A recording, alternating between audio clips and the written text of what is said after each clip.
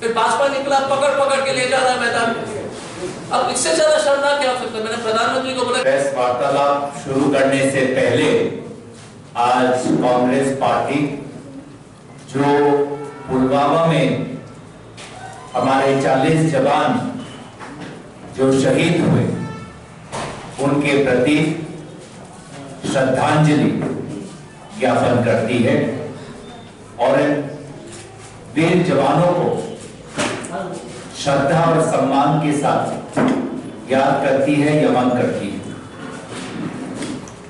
दूसरी बात जो त्रिपुरा से वर्तमान में जुड़ी नहीं हुई, लेकिन आने वाले समय में अगर भाजपा का सरकार वापस आया तो किस प्रकार का सरकार होगा, उसका संकेत आपने आज देखा कि दिल्ली और मुंबई में एक अंतर्राष्ट्रीय मीडिया एजेंसी पर, आईटी एजेंसी का छापा हो रहा है।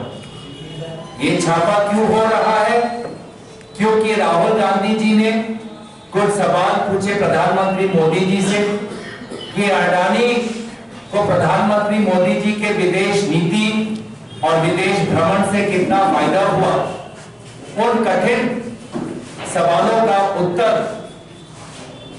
से वो भाग पाए, इसलिए प्रधानमंत्री मोदी जी देश का ध्यान भटकाने के लिए आज बीबीसी के दफ्तरों पर आईटी का टीम भेजी। हमारा सवाल ये है कि कहां है आईटी टीम? अडानी ग्रुप में आईटी टीम कब जाएगी? अडानी के दफ्तर में ईडी की टीम कब जाएगी? अडानी की टीम अडानी के दफ्तर में सेबी की टीम कब जाएगी? क्या ये income tax, ED, SEBI, CBI से विपक्षी दलों के लिए है? राहुल गांधी जी और सोनिया गांधी जी के लिए है? क्या ये इनकम टैक्स से विदेशी मीडिया चैनलों के लिए है? तो यही एक प्रकार का जो हिंसा जो कर रही है भाजपा, ये हिंसा सिर्फ हमारे शरीर पे नहीं, ये हिंसा हमारे अधिकारों पर कर रही है। हमारे फ्रीडम ऑफ स्पीच के जो अधिकार है, जो हमारे संवैधानिक अधिकार है, उस पर ये भाजपा सरकार हिंसा कर रही है। जब राहुल गांधी जी के पार्लियामेंट में जो अडानी के जो शब्द उल्लेख किए गए थे, उसको जो मिटाने की कोशिश की गई और मिटाया गया भी, तो कहीं ना कहीं फ्रीडम ऑफ स्पीच जो कॉन्स्टिट्यूशनल राइट है, संवैधानिक अधिकार है, उस पर भाजपा हिंसा करती है। आज प्रेस पर जिस प्रकार से दबाव बना रही है, ना सिर्फ विदेशी प्रेस पर लेकिन स्वदेशी प्रेस पर, तो फ्रीडम ऑफ प्रेस जो हमारे लोकतंत्र का चतुर्थ स्तंभ है, उस पर भी आज भाजपा आक्रमण कर रही है, हिंसा कर रही है। त्रिपुरा में भी हमने यही देखा कि त्रिपुरा में भी मीडिया के किसी चैनलों पे अगर खबर अच्छी नहीं लगी तो उन पर दबाव बनाया जाता है।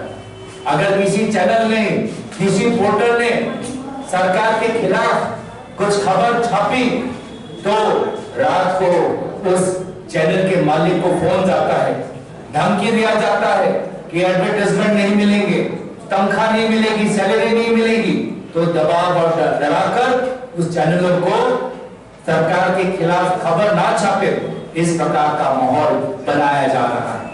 आज देख रहे हैं कि लोग स्वतंत्र होकर वोट देना चाहते हैं, लेकिन आज यहाँ पे त्रिपुरा की सरकार क्या कर रही है कि दूसरे राज्यों से पुलिस को बुला रही है। कहां से बुला रही है? गुजरात से बुला रही है, असम से बुला रही है।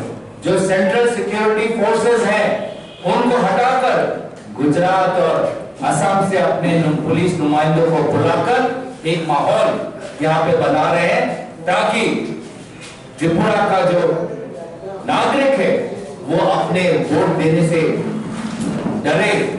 ये उनकी चाल है, ये उनकी नीति है। कांग्रेस पार्टी की स्पष्ट मांग है कि हमको बाहर के नहीं, त्रिपुरा के पुलिस दीजिए, सेंट्रल पुलिस दीजिए। हम चाहते हैं फ्री एंड फेयर इलेक्शंस हो, सेंट्रल पैरामिलिट्री को भेजिए, बीएसएफ को भेजिए, सेंट्रल फोर्सेस को भेजिए।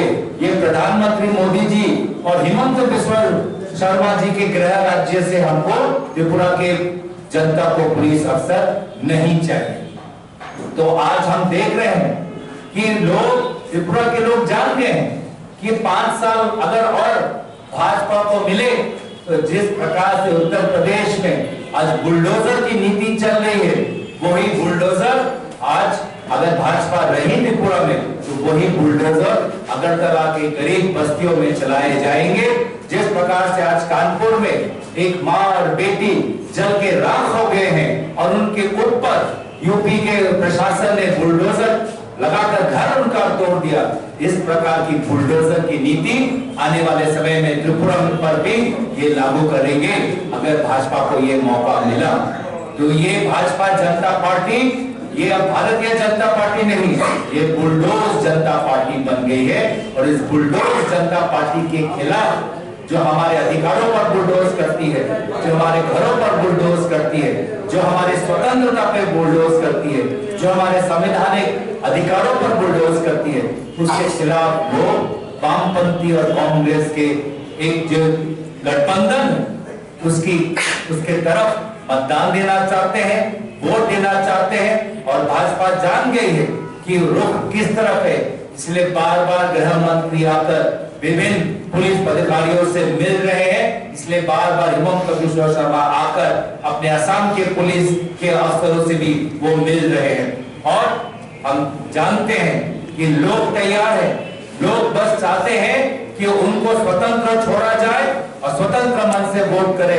तो आवश्यक है, निश्चय है कि आने वाले समय पर भाजपा को एक ऐतिहासिक हार का सामना करना पड़ेगा त्रिपुरा में। तो मैं यहीं पर अपने वाक्यों को समाप्त करना चाहूंगा।